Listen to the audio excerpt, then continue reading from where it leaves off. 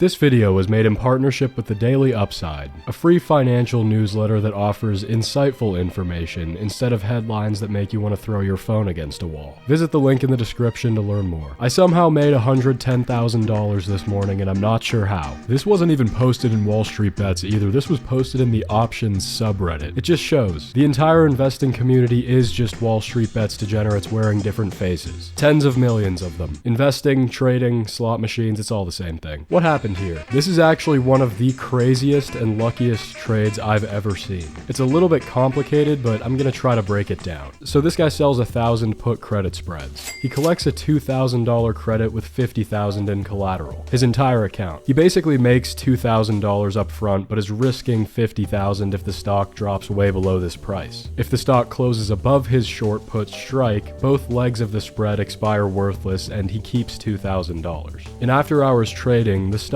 briefly drops between his long and short put. The put he sold is just barely in the money, and the put he bought as protection is just out of the money. Being that the puts he sold are now in the money, they get exercised by the buyer. To make this simple, he's now forced to buy $23 million worth of SPY shares, and the puts he bought to protect against this scenario expire before he can exercise them to cover these ones. What does that leave you with? A $50,000 account holding $23 million worth of SPY shares. Just to put that in perspective, $23 million worth of borrowed shares in a $50,000 account is 460 to 1 leverage. It literally can't go tits up. If SPY would have dropped 1% in the morning, he would have lost $230,000 from an initial $50,000 investment. Fortunately, SPY opened green. By the time his $23 million worth of shares sold, the position was up over $110,000. Leaving him with a healthy 200% return and absolutely no idea how he got there.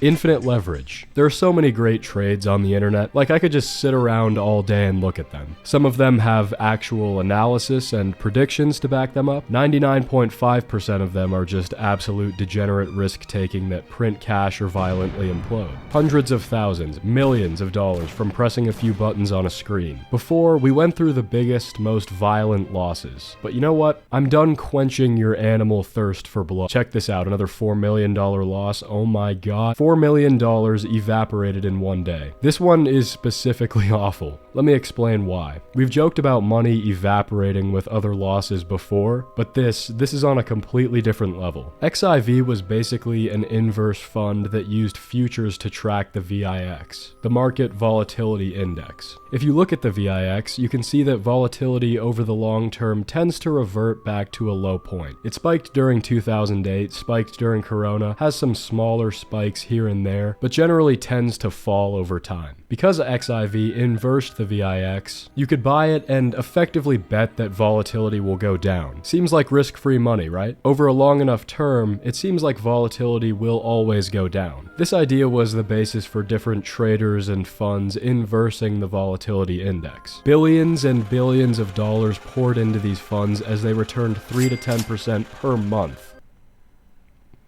Temporarily. Then, basically, one day the market sold off like 5%, causing the VIX to shoot up around 100% and XIV to lose like 90% of its value, leading the fund to be liquidated. So with a conventional loss like this one, as bad as it is, it's still unrealized. There might be a quick rebound. There's a chance you might make some of your money back. This is the closest thing there is to money completely disappearing. This is a loss here in parentheses. You might be wondering why it's green. It's because when you lose $4 million, the smallest courtesy they can offer you is to make it look green so it doesn't sink in immediately. And so you don't throw yourself off a building.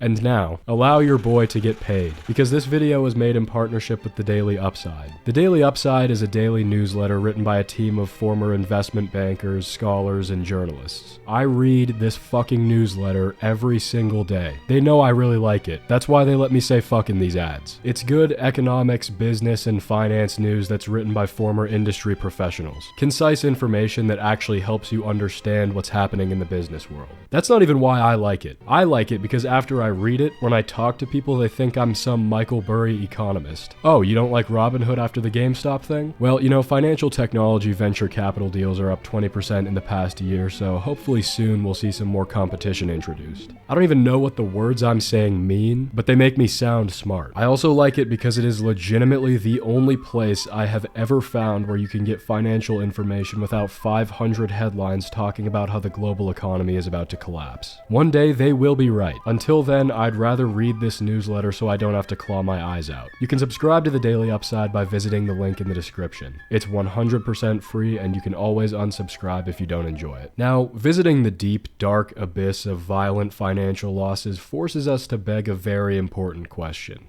Why? Why would anyone ever fucking do this? Millions of dollars gone. Financial futures ruined. Why not just buy an index fund and let your money multiply 22 times over the course of your lifetime? To those of you who haven't been indoctrinated into this community, I'm guessing it's kind of hard to understand. But remember, for every violent loss, there is an equal and opposite gain. It may not be a 1-to-1 ratio, probably closer to 10-to-1 at least. But for every 10 financial futures that evaporate, there's a degenerate lifting himself from the trenches into a new tax bracket. Some of them actually do it intentionally. There's only one I can think of. That's bad. We need to learn about the architecture of financial gains. Gains are more complicated than losses, but also more interesting. Let's dive into this. Now, if you're anybody that's somebody, you're probably going to undergo some massive financial losses at some point. The Spartans used to send their kids out into the wild at a young age. At least, that's what happened in 300, I think. Which is exactly what happened in real life, maybe. This is history. This is the modern day equivalent. You leave a boy, you come back a man. I wasn't really going anywhere with that, I just thought it was a funny analogy. Okay, so gains, here's the thing. You get 10 million monkeys together, and I mean literally monkeys, from a zoo, and tell them to buy options, some interesting things are going to happen. There are going to be 1,000% gains and 100% losses. Plenty of 100% losses.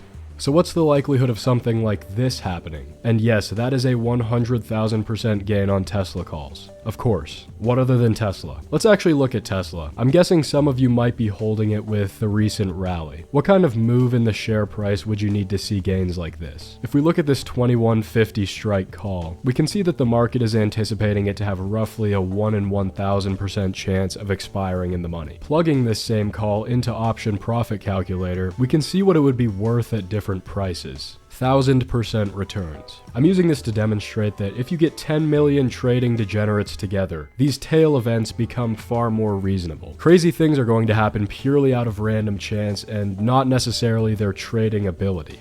As if that wasn't, for whatever reason, was not obvious. Fuck, if you have 10 million people, it's more likely than not that one of them is a serial killer. I mean, looking at some of these losses, I wouldn't be surprised if this is some kind of serial killer origin story. I wouldn't hold that against them. Okay, 6,000% returns in a day. Wait, no, 6,500% returns. It's easy to just forget that extra 500% until you realize that 500% alone is 5xing your money. The Trivia Tribe bought Roku puts with 1 day until expiration. The next day, Roku stock happened to get destroyed. So casually 65xing your money in a day. In 99% of cases, if you make a return like this in 1 day, it was entirely due to luck. Why? Because if anyone had any idea the stock was going to move in a big way, Roku's implied volatility would have increased, causing this percentage gain to be much smaller. Despite that, an absolutely insane return. But it doesn't end there, because the Trivia Tribe proceeded to dump the $50,000 into SPY puts, expiring in 1 day. Needless to say,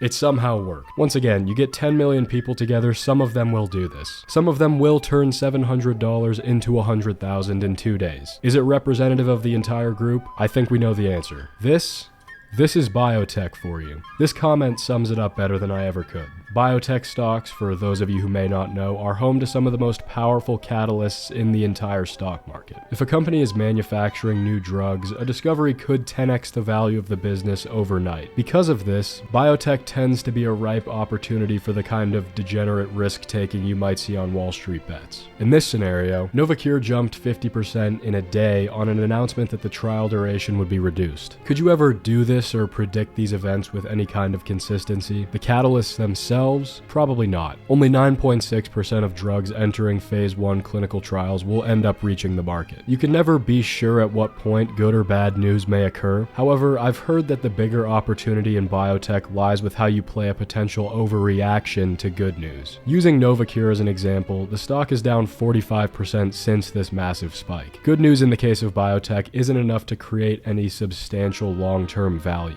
It just means that there's a higher chance the company will be worth something in the future. Hitting a lottery ticket like this one is possible, but highly improbable. That doesn't mean I'll stop trying, because it is fun. 1000% gains are cool, but me, personally, I like to see trades with real intent. A prediction that actually worked. Find 10 million people buying lottery tickets, and some of them are going to pay out big. Making a prediction that works as you anticipated is a different story. This trade idea was fairly simple. In December of 2017, Congress passed a bill cutting corporate taxes. The last time taxes had been cut this severely was in 1987. The idea is that this is what caused the S&P to perform very well in January of 1987. With that in mind, this degenerate bought $100,000 worth of out-of-the-money calls, anticipating that past performance would be indicative of future results. A strategy that always works. As it turned out, he was right. In January, the market had its best month in the past 2 decades, 25xing his account to lock in $2.5 million in realized gains before the market sold off. Most of you are probably thinking, well, if the corporate tax cuts were public information, wouldn't they be fully priced into the options market? And how can we accurately draw causation between the tax cuts and the market's rally in 1987? We can't. However, Steve makes it clear in his post that the trade wasn't based on a certainty that the present would unfold like the past. It was based on the idea that the options market was significantly mispricing the possibility that it could happen. A great trade.